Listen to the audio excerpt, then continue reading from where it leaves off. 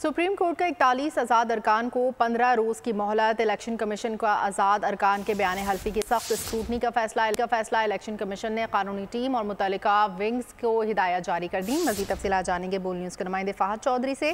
जी Fahd Chaudhary. Supreme court के फैसले की रोशनी में पीटीआई की जानिब से जिन आज़ाद अरकान के बयान हल्फी और पार्टी वाबस्तगी सर्टिफिकेट जमा करवाए गए थे, इलेक्शन कमीशन ने उनकी सख्त स्क्रूटनी का फैसला किया है। कानूनी टीम और मुतालिका विंग्स को हिदायत जारी कर दी गई हैं और कहा गया है कि आज़ाद अरकान के बयान हल्फी पर दस्तखत की सख्त स्क्रूटनी की जाए। आज़ाद अरकान के कागजात नामजदगी पर जो दस्तखत थे और बयान हल्फी के दस्तखत को मैच किया जाए।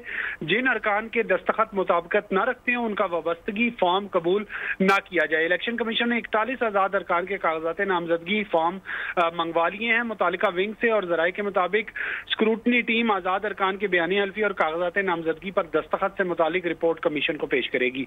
बहुत शुक्रिया फ़हद चौधरी। सब्सक्राइब करें और बेल दबाएं ताकि कोई खबर रह न जाए।